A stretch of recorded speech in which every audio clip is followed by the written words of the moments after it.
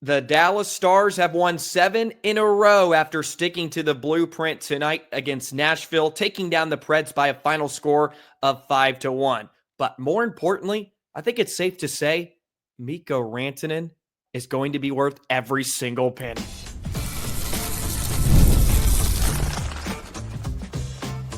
You're Locked On Stars, your daily podcast on the Dallas Stars, part of the Locked On Podcast Network. Your team every day. Thank you so much for making us a part of your day and making us your first listen. The Dallas Stars pick up win number 50 this season and extend their win streak to 7 straight games after taking down the Predators by a final score of 5-1. It was a rocky start, which we've seen too much of recently, but the Stars get the job done, sticking to the blueprint. And boy, Mikko Rantanen is a lot of fun to watch. I think it's safe to say he's worth every penny of me coming on here each and every episode talking about what a player Rantanen is. But we're going to do it again. The Stars are fun. We'll also preview the Pens over the weekend before we get you out of here on a Friday edition of Locked On Stars, brought to you by FanDuel. Right now, new FanDuel customers can get $200 in bonus bets if your first $5 bet wins. My goodness, what an awful start the Stars had in this contest. And it began with a 4-minute power play right off the hop after a double minor for high sticking on Bunting. And Dallas looked atrocious on the power play. And that's saying a lot. We've seen a lot of bad power plays this season, but that 4-minute man advantage was right up there. The puck management was awful. Too many individuals trying to do way too much across the line, not making simple passes, and just not being sharp. That can happen right off the hop too. Sometimes it's the case where it's almost worse to get on a power play early because you're still getting your feet wet, getting back into a flow of things. And sometimes that can cause some issues on the power play. But my goodness, they looked awful on really all 4 of their opportunities. They had some looks late on their man advantage, but there wasn't a whole lot to love. There was only 2 shots on the 4 power plays. 2 shots. They didn't register a shot, if I'm not mistaken, on that 4-minute double minor. Just completely unnecessary turnovers, not making heads up simple plays, and it was quickly evaporated by a really good kill by Nashville. I think we give the Preds some credit. I thought they did a great job of being aggressive and not allowing Dallas to get the puck to some of their shooters and to some of their playmakers in high dangerous situations. And then they just got rinsed the rest of the period. The Predators outshot them 17-5. And so many times in the game, Dallas was having to track back to their own net because Nashville had numbers. The Stars got cut up ice. A lot of this stems from turnovers at the attack blue line. Dallas had way too many turnovers, and that carried over into the second period a bit. Nashville had 12 scoring chances in the or make it 8 scoring chances in the first period at 5-on-5. They had a total of 10, but just way too many grade A looks on Jake Ottinger, who was superb. Otter was fantastic. He turned aside all 17 early. He gives up a bit of a softie to Stamkos. Out of all the shots he had received in that game, that was one he would probably like to have back. But again, it's another breakdown for Dallas. They got caught up the ice, all 3 forwards. It was a great pass by Forsberg to spring Stamkos. I would have liked Lindell to put a little pressure on Stamkos, but at the same time, Otter is going to want to have that one back. That's one he would like to stop most often. But that was a nice shot by Stamkos to beat Otter through the 5-hole for his 24th of the season. But then it just flipped a switch. Dallas in the latter half of the period started to find their game. You know, Duchesne and Granlund, that line had a lot of life and sort of pulled Dallas out of whatever funk they were in coming out of the 4-game road trip. And they get the goal late in that second period. That was just gigantic. What a tip by Granlund as well. And this sort of leads me into the Mikko Rantanen conversation. he was one of the best stars on the ice tonight. Arguably, he was the best. He had a hockey stat card score of a 3.01. It's the best on Dallas. He picks up a couple of helpers, and my goodness, it wasn't just his offense. He was willing to back check. He was a willing defender tonight too, to break up that initial rush by Nashville to end up leading to the Hens goal too. That's just a 200-foot play by Rantanen to lift a stick, get in, and join the rush. Robertson, Rantanen, Robo, Hens, back of the net. We'll be hearing that for the next decade in Dallas. And I don't know what it is with him, but he just has this magnificent ability to drive the puck in, create space, and he can feed that seam pass like he did to Bichel for his third goal of the season. He set up Lindell earlier in the period on that same sort of play. He just drives in on that right side as a lefty.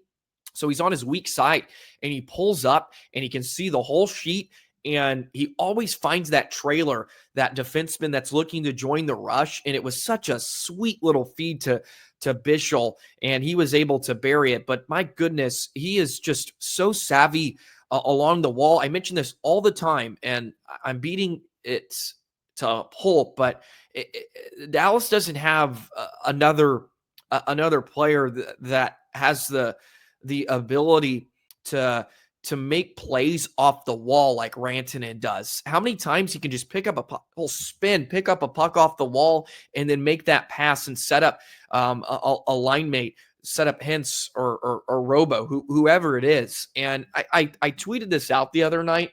Anybody that calls Rantanen a merchant of anybody is just completely disingenuous and has never watched him play or cares to be objective by any measure. He's brilliant. What was Nathan MacKinnon helping him? Yes. Okay. Nathan MacKinnon would help everybody, but my goodness, you're not watching the game if you don't think Mikko Rantanen isn't an elite player in the NHL. You're not watching, or you don't know hockey. And I mean it respectfully. He's clearly an elite player.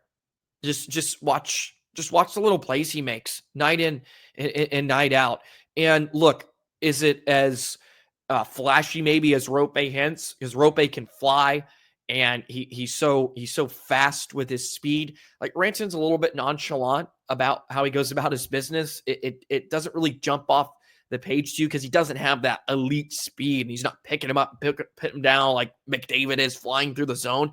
But he's just has so much awareness, so much hockey IQ to make plays. And my goodness, he's worth every single penny, Stars fans. He was worth whatever they gave up. And he had another 2 helpers tonight. He was brilliant. Again, some of the big dogs showed up for Dallas, and they needed it because they were awful in the first half of the hockey game. They were awful. And it was great to see Granlund get on the board. He's playing excellent, playing so well. Nice to see Marchment get on the board too. Nice little sifter through the 5-hole of Onanen, and Dallas scores 5 unanswered. I mean, the Johnston goal. Oh my goodness, that's going to be scary. A scary sight for netminders for the next 18 seasons in the NHL. Is Wyatt Johnston coming one-on-one, just completely undresses Onanen and buries it. And that was really the cap on the entire night. He scored in 6 straight now. Just excellent stuff from him. What a play by Bork too. Let's not gloss over that. He takes a blindside hit, makes a perfect pass on his stick, and Johnston finishes it off. Mikko Rantanen, by the way, reached 700 points tonight. He is the 3rd fastest Finnish player to reach 700 points behind only Jari Kurri. He's pretty good. Teemu Selanne, ever heard of him? He did it in 645 games. Mikko Rantanen did.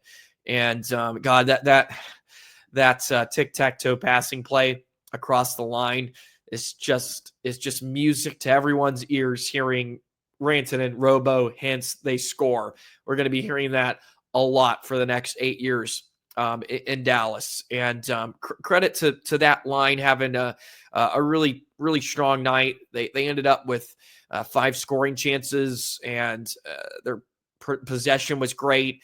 They sort of dictated the play, and they had to play a two-way style of game tonight too. They had to earn it a bit after playing pretty poorly. The Johnston line, by the way, I thought was excellent. Sam Steele has been just great. Gets an opportunity to kind of play up with Johnston, Bork, and makes the most out of it. That line had the most scoring chances in the game, 10-2 at 5-on-5. They were excellent in the game, and they were one of the lines that actually had some decent shifts, and the fourth line to some degree early after a pretty poor start for Dallas. But you look at Rantanen when he's on the ice, shots for 13-7.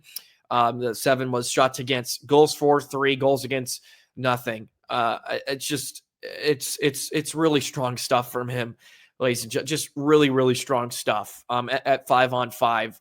And give credit to Dallas again. It's not pretty the way they're going about their business, but for whatever reason, it seems to be their blueprint, and they followed it tonight, and they eventually looked like the team that's trying to track down Winnipeg, and Nashville looked like the team that's not very good. I predicted 6-2. It did not sort out that way. It got somewhere near that. So at some point, you still have to just credit them for finding ways. It's still not good enough at points, but they turned it on, and some of the big boys showed up. Back-to-back 50-plus win seasons. It's the 6th time in franchise history they've done that, and just the 2nd time they've done that in consecutive seasons. So another fun win on home ice for Dallas. Stars are fun, ladies and gentlemen. Let's continue the Stars discussion and why they are so much fun. Do that in just a moment. Today's episode of Locked On Stars is brought to you by 5-Hour Energy. Daylight savings snuck up on us again, and if you're feeling that lost hour of sleep, 5-Hour Energy has your back. The extra sunshine needs more time for fun, but sometimes you need a little boost to power through. Whether you're staying up late, watching the NCAA tournament, squeezing in a round of golf after work, or just trying to keep up with your busy day, 5-Hour Energy gives you that quick, refreshing pick-me-up whenever you need it. I've been staying up late watching a lot of games lately and just being on the road with longer days. You get outside, you go on a hike, you're just looking for that boost, trying to stay up. Head to 5hourenergy.com to find over 15 flavors to choose from, including watermelon, blue raspberry, and peach mango. It's on-the-go convenience. Whether you're traveling, 5-Hour Energy is easy grab, and it keeps you feeling refreshed. You can even build your own 12-pack or 24-pack delivered right to your door. Need one now? Grab a 5-Hour Energy shot at your local grocery or convenience store. They're everywhere. Stock up today and stay energized. Well, I feel like you could make this statement about previous Stars teams over here over the last few years or so, especially on home ice. They give Stars fans their money's worth. They're now 28-7-2 on home ice. Of course, they're 8-0-2 last 10. They've won 7 in a row. You look at a few years ago, they just always went to overtime. Last year, they went to overtime quite a bit. They were winning a lot of games in overtime at home. And as much as they can be just so infuriating to watch, the first period and a half, I'm watching the game and just baffled at how Dallas can look like this at points with all the talent and all the weapons they have at their disposal. And they just get outchanced and look like a team that shouldn't be even sniffing the first spot in the Western Conference. And look, you're not going to be your best every single night, but this has been a bit of a trend. And I was hoping they would build off what they sort of created over the weekend in Seattle last week. And they did that in the second half of the hockey game. So that's something positive to take out.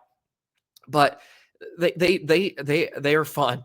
They're just a lot of fun to watch, especially when they're rolling like they were in that third period, when they were just all over Nashville, and they have those long extended shifts. They're just snapping the puck around. Their puck management's actually working. They're actually holding on to the pill, snapping it around, making plays. The creativity comes out. You can see the way the confidence just exudes from their play. And sometimes it just takes a swift kick in the rear end, it feels like sometimes, or maybe an intermission to sort it all out. But when they're cooking and humming the way they are, it's glorious, and it's a really good hockey club. Like they're really, really stinking good, and they can do some damage. Can they put it together for 50 minutes a night, 55 minutes a night? That's the question, because they're asking a lot out of Otter and their defense to sort of bend but not break. And there was some physicality in the game late too. Like Bishop, love him just throwing around the body. The penalty he took late was just stupid. I don't know how else to describe it. I don't know where the penalty was. Maybe I missed it, but it just like there was a shove. They gave tripping. Yeah, sure, whatever. That's just playing defense. 2 minutes for playing defense. He was excellent. Again, maybe we glossed over Otter, but my goodness, he was sharp. He looks elite right now, Stars fans. Okay, he looks fantastic, and this is the type of Otter we love to see. And to be fair, I think we see this, in spurts throughout the last few regular seasons, but it's been about 3-4 starts in a row now that he has played this way. And my goodness, like that is a huge difference maker for Dallas, because if they're not going to be as strong defensively, let's just say Miro is out in the first round. If Otter's playing this way, like they can have a chance. He can steal a game playing this way. This is what you need out of an elite number one netminder. Can he steal a game or two in a playoff series when you have no business beating a team? And the way he's playing right now, he's doing that to some degree.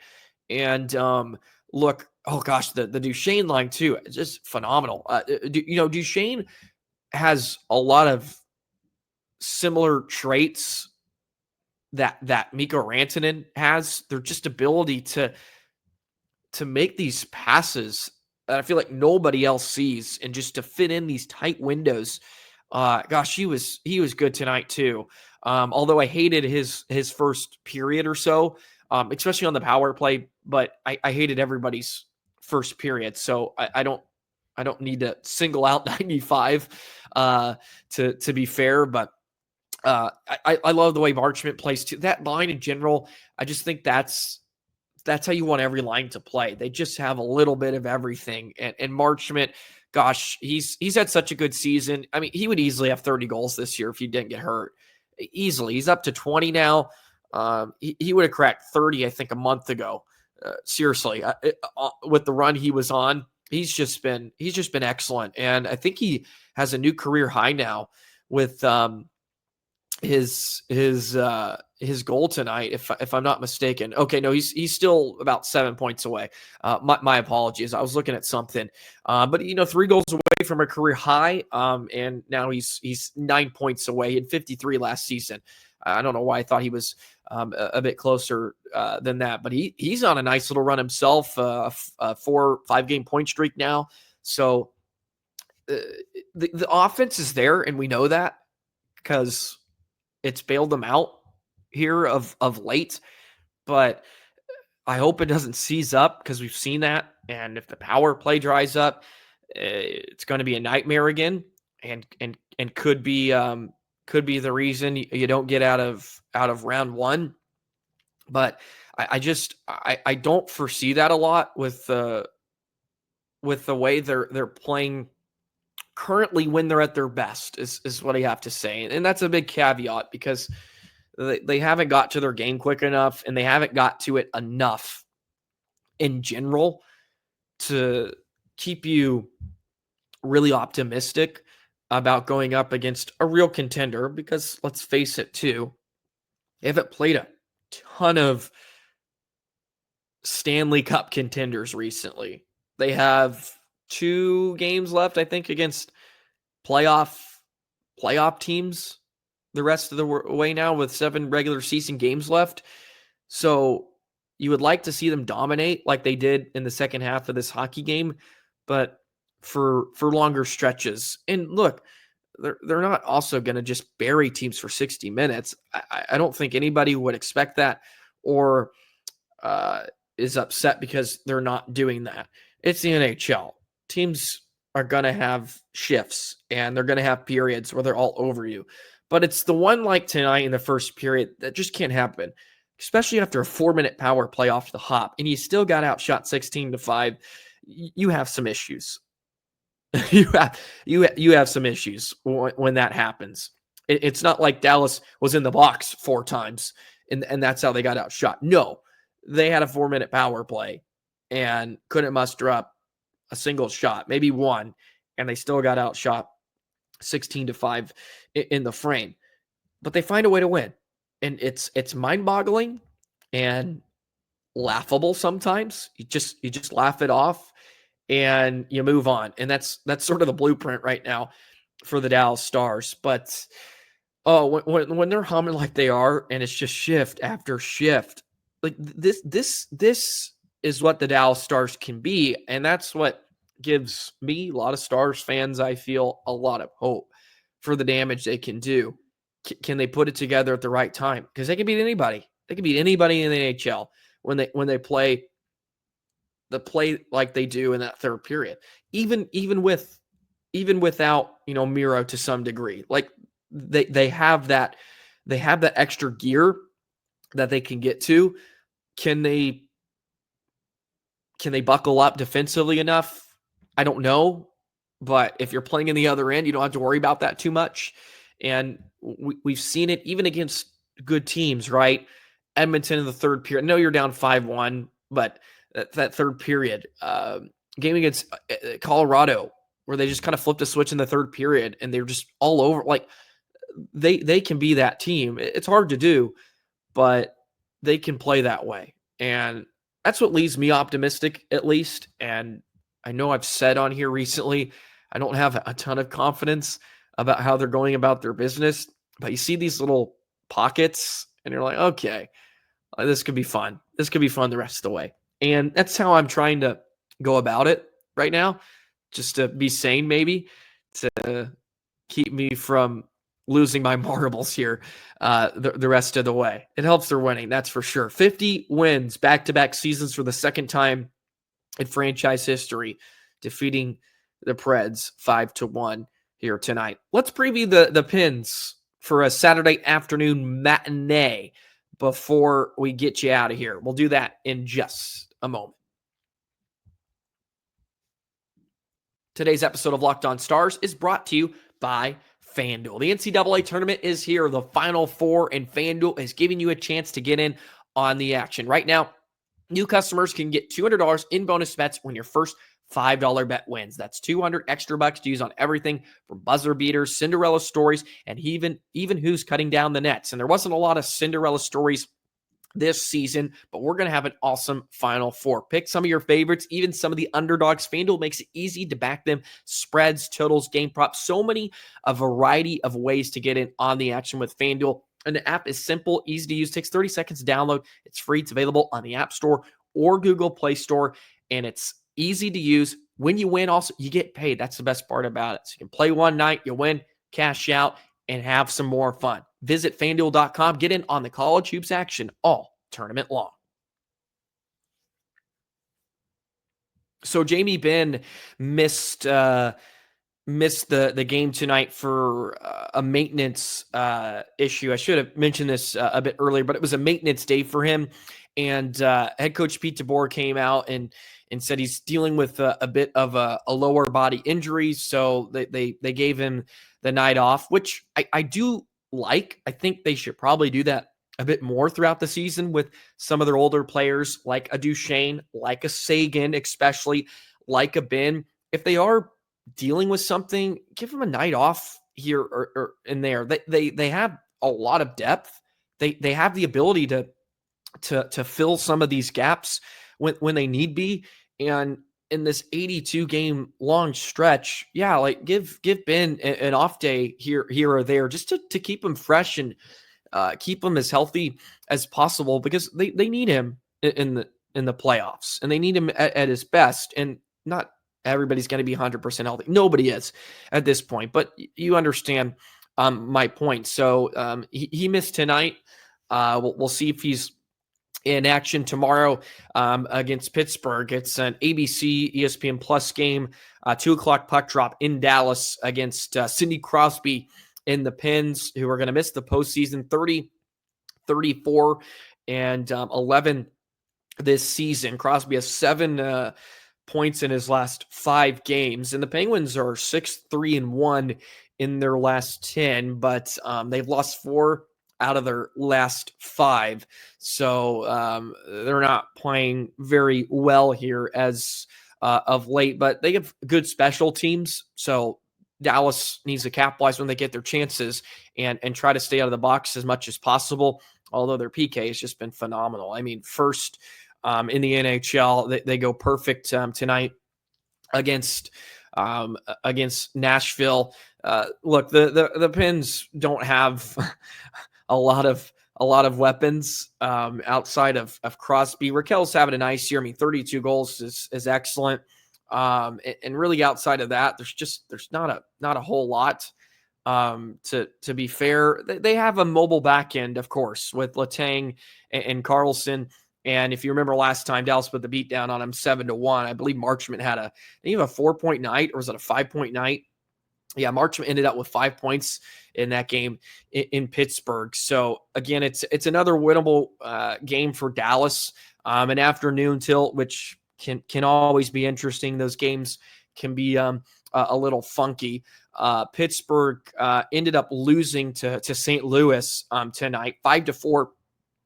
In overtime. So the Blues have now won. Haven't they won 11 in a row? 11 in a row. My goodness. And they're 2 points ahead of Minnesota in the first wild card spot. So the Pens coming off an overtime loss, the 3rd straight game they've gone to overtime. So they've played on the road here over the last 4 or 5 games, extra hockey, and 3 in a row now. So it's an opportunity for Dallas to get a weary Pittsburgh team and take it to them, so to speak. So it'll be a fun contest. Always good to see Crosby too. Not many more years we're going to get to see Crosby, but I say that, and gosh, he's still a point per game. I think he broke the record, 20 straight seasons of over a point per game. It's just incredible. Continues to play at an enormously high season. And he's got 7 points in his last 5 games. just remarkable. He can't slow down. And hopefully they can do what Washington's done with Ovechkin, get him into a contender once more before he calls his career quits. But my goodness, he was awesome. He was awesome this year. He's been awesome for a long time. So that's a quick little look at the Pittsburgh Penguins. The Stars will take on the Pens here over the weekend, and that will pretty much close up today's episode. Sorry, I was a bit all over the place today, but a lot I wanted to try to get in there before the week comes to a close, and we'll be back on Monday to break it all down once again and kick off another week. Going to be a busy weekend for me. Got a couple of games. Playoffs start next week. Hopefully we take care of business. We'll get a bye week, which will be nice, so we can rest up a bit. Monday may be a bit weird too. It's going to be a long trip back to Corpus after this weekend. So hopefully I have enough energy or just the opportunity even to record on Sunday and get an episode out fresh and early in the morning. So be on the lookout for that, but I think I'll be fine and be ready to rock and roll next week. As always, thank you guys so much. You guys have been incredible. The numbers this year have just been insane. I think we are killing it as a community. I really appreciate that. It's a lot better than it even was last year. And that is remarkable. I think the Stars, too, are a team that is given a lot of people a reason to tune in. So for those of you that are new, I appreciate you hopping on and joining us. We just love to talk hockey here and just try to have some fun while we do it. So I'm going to get out of here since my nose is just running horribly. Allergies have hit me. I've seen some of the comments about my horrible attempt at a mustache. This is my playoff stash, so leave me alone. And this is the best I can do. So I'm rocking along with it. You're just going to have to deal with it. Have a great rest of your weekend, Stars fans. Thank you so much. Hit the subscribe button. Hit the notification bell. We'll see you next Monday. So long.